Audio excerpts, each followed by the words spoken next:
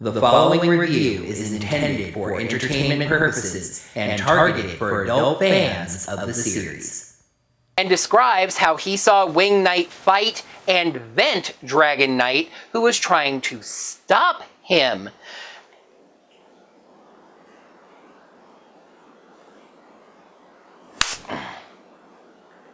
Ow! I deserved that, but it hurt like...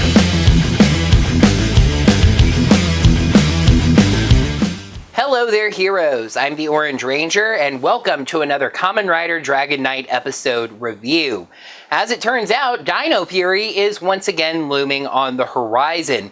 The show is, technically speaking, already back. It's just that Netflix got 3 episodes ahead of Nickelodeon, and I've already reviewed those episodes.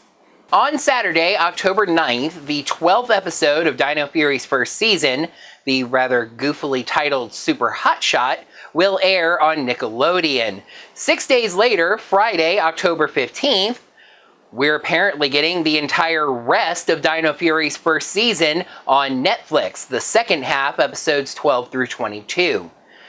I have not decided how I'm going to handle that just yet, the speed with which Dino Fury reviews will come out when I have access to all of the episodes. Heck, with the international airings, I could have started reviewing the show already. I will figure that out sometime soon. But this ain't no Dino Furious Rangers or whatever it is. We're talking about Kamen Riders here. Len and Kit have formed an unbreakable bond. Or have they? Drew is waiting in the wings, trying to get rid of Kit for General Xaviax by messing with that newfound trust. Let's take a look at the 6th episode of Kamen Rider Dragon Knight, one that will surely introduce us to Kamen Rider Torque. Kamen Rider Torque. Please make sure you're subscribed to the channel. Yeah, and make sure you got your notifications set up by hitting that little bell icon. Right you. What he said was, you can consider checking us out on Patreon or Ko-fi at Orange Ranger Videos. I swear that I'm not going to keep harping on this, but the recap intro to this episode is 2 minutes long. I mean, episodes have never felt lacking like episodes of Power Rangers where repeated dialogue could have been used to add some lines that would make the episodes make more sense. It's just that this episode is only about 23 minutes long in total. Just, if you're gonna go with the deeper, more mature storyline for a show like this, aren't you trusting that the slightly older target audience can keep up with that? Get on with it!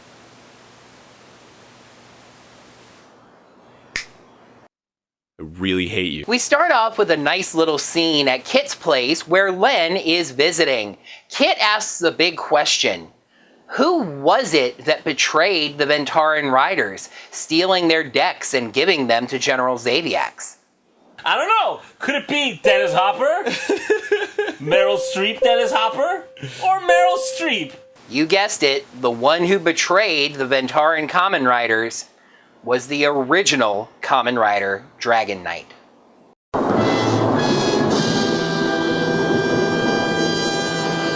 This explains why Len didn't trust Kit at first, though he does apologize for treating Kit badly for something that his Ventaran duplicate did.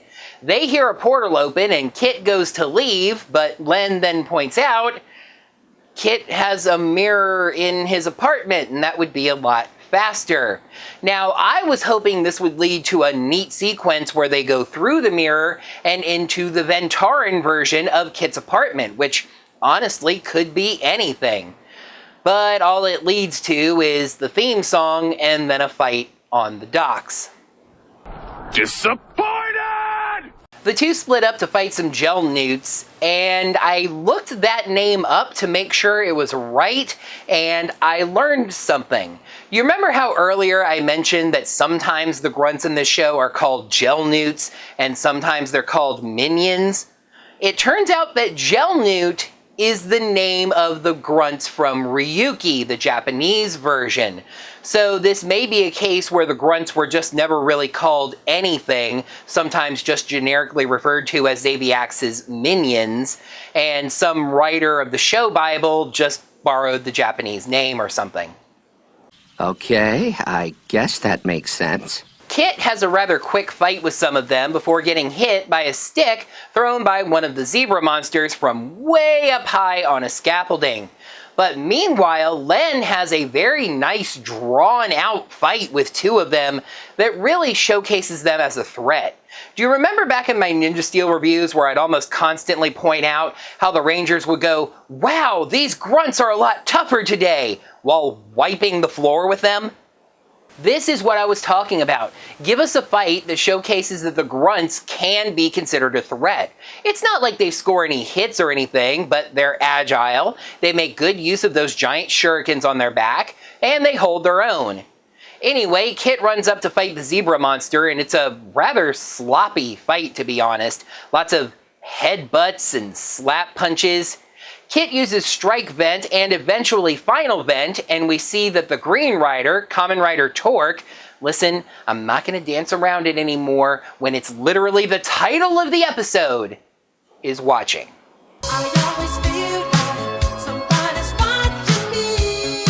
After destroying the zebra, seemingly, Kit recovers for a bit, but then is immediately attacked by Kamen Rider Torque.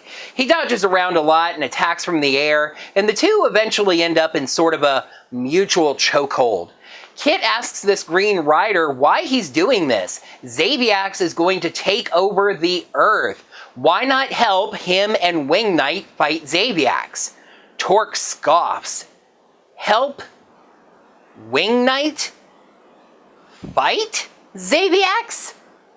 He detransforms and says that they need to have a talk. Lansing, okay, listen, I've mentioned his name at least once during this video, and it comes up at some point during this episode. His name is Drew.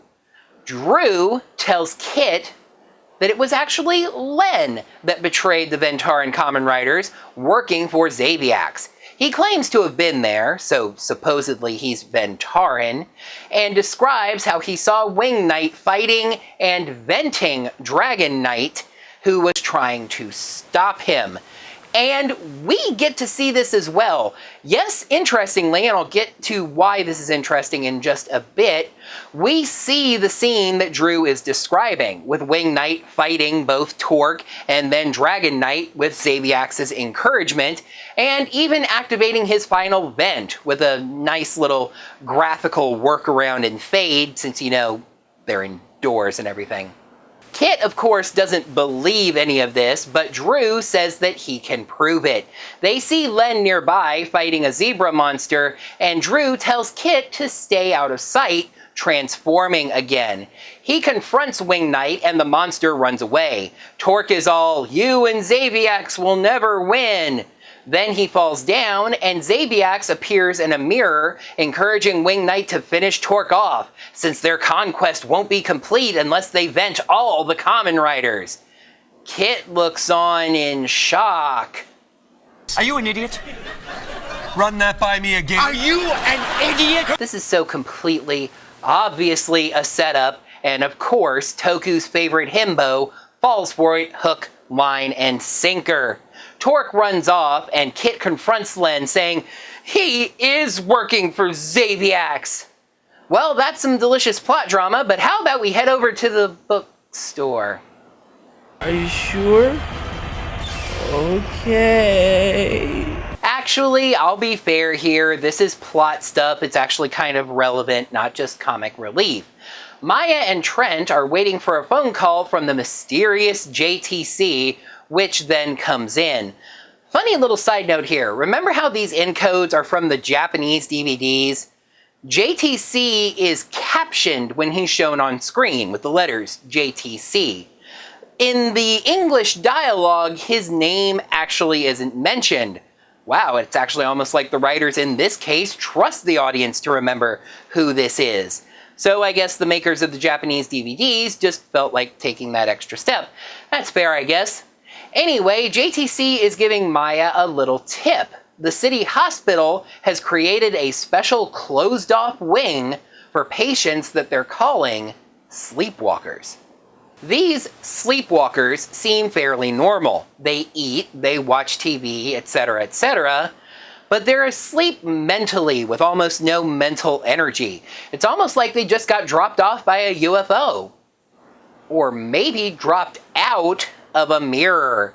JTC warns Maya to be inconspicuous if she investigates this, and says if they are going to talk any more about this, they're going to need to meet in person. Okay, they actually do slip a little bit of comic relief into this scene, but it's good comic relief. Lacey comes in, and Trent and Maya quickly ask her to watch the bookstore while they go investigate the hospital. She agrees, but then quickly realizes she doesn't actually work at the bookstore. Actually, one step further than that, Lacey, you have a regular job that you're probably just on lunch from? I'm not even supposed to be here today! So, of course, the two dress in scrubs, grab a random cart, and just pretend they work at the hospital. Ah, the Devin Daniels method of sneaking in, even though they did it years earlier than he did. Anyway, the guard says that they're a little bit early for their shift, and seriously, after both of them standing there for about 5 seconds, just completely perplexed, Maya claims that Trent is new and she's showing him the ropes. And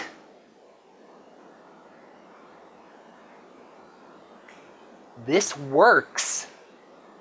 Your incompetence is staggering. What I love most about this is that Trent even points out that that was a cop, not just a security guard. Well, maybe he will be a security guard after he gets fired from the force for this little failure. Maya and Trent explore the Unidentified Disorders Unit and find exactly what JTC described. Patients that seem to be awake, but completely mentally unalert. Kid is riding around on his motorcycle processing his feelings when he hears a portal and heads over to Ventura. He starts fighting the zebra monster again when the other one jumps him, taking him up to the top of a building. Remember, there were two. Torque shows up to start fighting the other one, again, getting to that. We cut back and forth a bit, and Torque uses a new card called Shoot Vent, aka the Compensating for Something card. Seriously, I would eyeball the gun that Torque gets from using this card at about 8 or 9 feet long. Kit loses the one that he was fighting, but apparently gets a little bit confused since he looks down and goes, "There it is," when he sees Torque fighting the other one. Apparently Kit doesn't realize that there are actually two. I do need to work something in to mention here because I didn't mention it earlier and it's kind of important. The zebra monsters might actually be robots, or otherwise they just have this interesting ability to stretch out all of their various body parts to absorb an impact. You might remember earlier I said that Kit seemingly destroyed one of the zebra monsters, but apparently that wasn't the case. The one Torque is fighting tries this when he uses his final vent, but it's not enough and he completely blows up. Kit finds Drew later, and Drew says that he was worried about Kit and asks what he thinks of Len now. Back over at the hospital, Maya and Trent check another room and find Frank Taylor, Kit's missing father, in the same catatonic state as the other patients. Let's read the cards! Episode 6, Kamen Rider Torque. Pros: a fun twists and turns plot, a nice mix of action and story, and even the bookstore was redeemed. Cons: relies a lot on leaps in logic, Kit's lack of trust makes no sense, and acts like we're fooled when we already know the twist. I liked this one a ton despite its flaws. Kamen Rider Torque gets 4 cards out of 5. This episode was better than it had any right to be. Relying on Kit being a himbo and a cop being a moron should have broken the immersion of this episode over its knee. But it didn't. The hospital scenes were still full of tension and drama, and there's genuine sadness over the things happening between Kit and Len being driven apart by this jerk, especially since we know he's a jerk. Actually, yeah, that's something I wanted to touch back on because I realized a couple of times in this script that I hinted at something to talk about with Drew, and I never really came back to it. I usually don't talk about specific pros and cons, but let me go ahead and address this. Several times in this episode, the writers act like we're fooled alongside Kit about Drew's true intentions, especially with the whole flashback to Ventara with Wing Knight betraying the other writers. The thing is, previous episodes and this one make it perfectly clear that Drew is a villain and fooling Kit. So I don't understand the purpose of things like the flashback, which would normally help to fool the audience, if we already know the twist.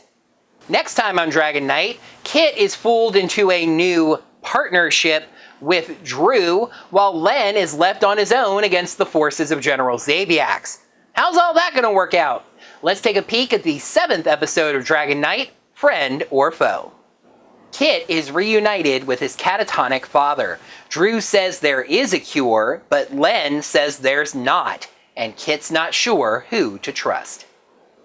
And that is going to wrap up another Kamen Rider Dragon Knight episode review. Thank you, heroes, so much as always for watching. Now that the video's done, you can let me know what you thought of this episode, as well as my review of it, down in the comments below.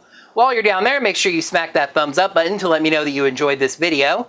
And if you'd like to lend any financial support to my channel, you can check me out at Patreon, Ko-fi, or Teespring at Orange Ranger Videos. Until next time, heroes, may the power of the cards protect you. On Saturday, October 12th, October 9th, the 12th. I have not decided how I'm going to handle all of that just yet. We're apparently getting the entire rest of Dino Fury's first half. Let's take a look at whatever episode this is. Let's see if he's successful by taking a peek at the 6th episode. Everything about that went off the wings. Off the wings? And they hold their own for a while. And they have a rather slappy... They fight for a while and Kit dodges a bunch of attacks, eventually attack... After destroying the zebra, seemingly, Kit God. After destroying the zebra, what did that even say? And describes the scene of what now? And watched as Len vented Dragon Knight who was trying to stop him. Oh, this is going very badly. Venting Dragon Knight for this. This is so completely, obviously a setup, and of course, So of course, the two dress in scrubs grab the... And we cut back and forth for a bit. Torque used back and forth for a bit. I talk about especially in showing us that flashback to Ventara when Wing